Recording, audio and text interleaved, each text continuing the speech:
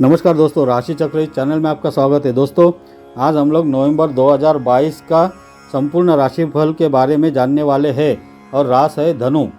तो धनु राशि के जातकों के लिए नवंबर का महीना शुरुआत से ही काफ़ी अनुकूल रहने की संभावना है।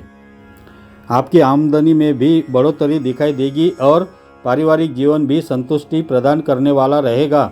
हालांकि निजी जीवन में कुछ समस्याएं परेशान करने वाली हो सकती है, फिर भी कई तरीकों से यह महीना आपके लिए शुभकारी साबित होने जा रहा है। आपको अपने आप को तैयार करना चाहिए और यदि आप विदेश जाना चाहते हैं तो यह सुंदर अवसर इस महीने के उत्तरार्ध में आपको प्राप्त हो सकता है।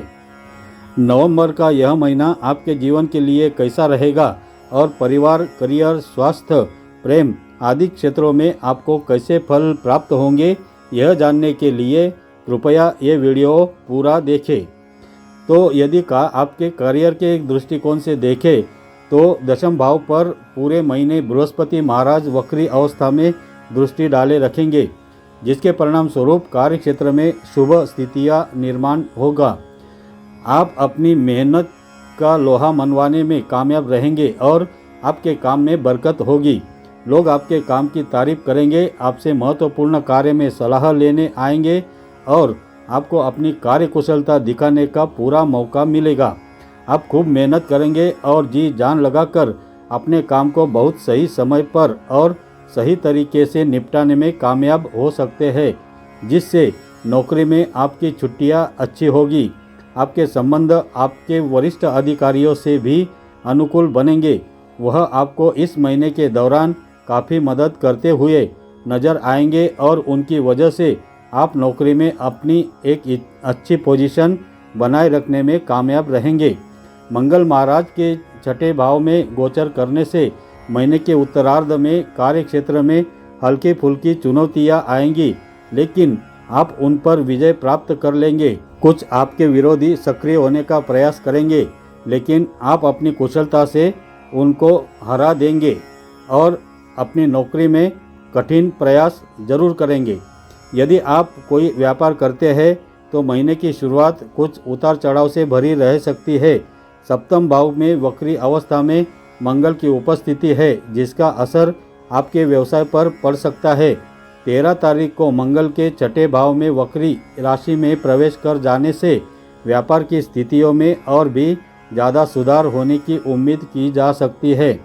यदि आपकी आर्थिक स्थिति की बात करेंगे तो महीने की शुरुआत से ही आर्थिक स्थिति प्रबल होती हुई नजर आएगी।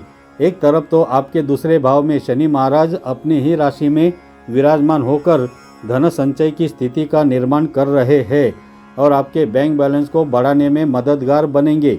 दूसरी तरफ बुध, शुक्र और केतु की एकादश भाव में युति आपकी आमदनी में अच्छी बढ़ोतरी की ओर इशारा करती है।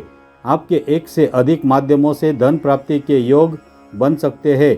नियमित आमदनी भी बनी रहेगी, जिसके परिणाम स्वरूप आपके कार्यों में विलंब नहीं होगा और महत्वपूर्ण होंगे। लेकिन महीने के उत्तरार्ध में जब बुध, शुक्र और सूर्यदेव तीनों की द्वादश भाव में चले जाएंगे और मंगल भी छठे घर में आकर द्वादश भाव को देखेंगे, तब आपको आर्थिक स्थिति का थोड़ा सा ध्यान रखना होगा, क्योंकि उस दौरान आपके खर्चों में बढ़ोतरी हो सकती है।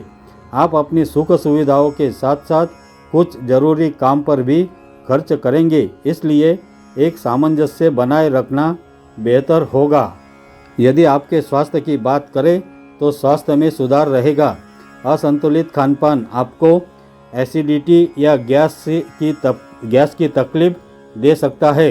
अपने भोजन की आदतों में सुधार करें और प्रतिदिन योग तथा ध्यान करने का भी प्रयास जरूर करें।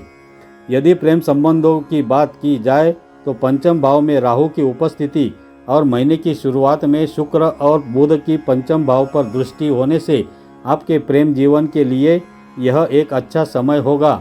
आप अपने रिश्ते में काफ़ी गहराई तक चले जाएंगे, उनसे प्यार काफ़ी गहराइयों तक करेंगे और उनके साथ अपने रिलेशनशिप को आगे बढ़ाने का हर संभव प्रयास करेंगे।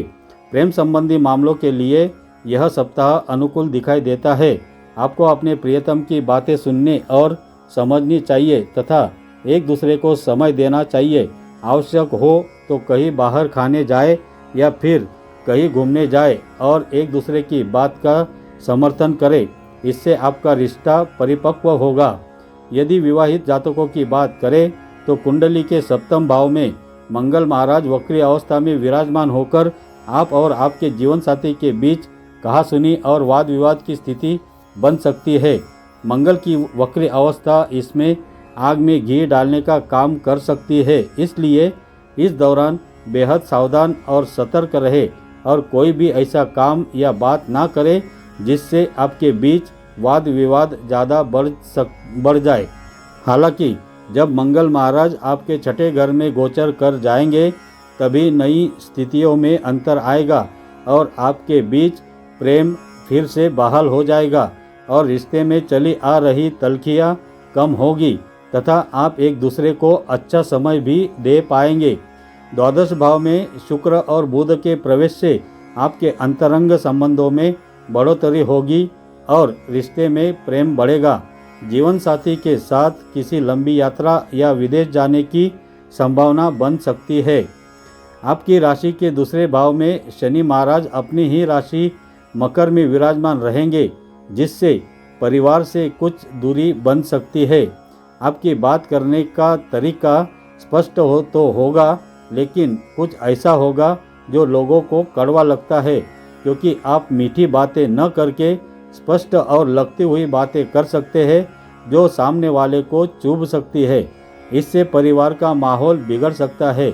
लेकिन यदि आप अपनी इस कमी को नियंत्रण में रखेंगे तो पारिवारिक जीवन और कुटुंब के लोग एक दूसरे के साथ प्रेम बंधन में बंधे हुए नजर आएंगे और घर का माहौल सकारात्मक रहेगा। चौथे भाव में भी बृहस्पति के विराजमान होने से स्थितियां नियंत्रण में रहेगी और परिवार के सदस्य आपस में प्रेम भाव के साथ नजर आएंगे। परिवार के वयस्क सदस्यों का भी स्वास्थ्य अच्छा रहेगा। कुंडली के तीसरे भाव के स्वामी शनिदेव के दूसरे भाव में जाने से आपको अपने भाई बहनों का अच्छा सहयोग प्राप्त होगा। परिवार का माहौल सकारात्मक रहेगा। और उपाय है, प्रतिदिन आपको अपने भोजन करने से पूर्व गौग्रास निकालना चाहिए। बृहस्पतिवार के दिन ब्राह्मणों और विद्यार्थियों को पठन पाठन की सामग्री भेंट करें या भोजन कराएं। भगवान विष्णु जी को पीला चंदन अर्पित करें और उसी चंदन से स्वयं को तिलक जरूर लगाएं। प्रतिदिन सूर्य देव को तांबे के पात्र से जल दे और आदित्य हृदय स्तोत्र का पाठ जरूर करें। तो दोस्तों, अगर ये जानकारी आपको अच्छी लगी है तो कमेंट ज़रूर कीजिए, और अगर ये वीडियो आपको पसंद आया है तो इसे लाइक कीजिए, शेयर कीजिए और अपने इस चैनल को सब्सक्राइब जरूर कीजिए। धन्यवाद।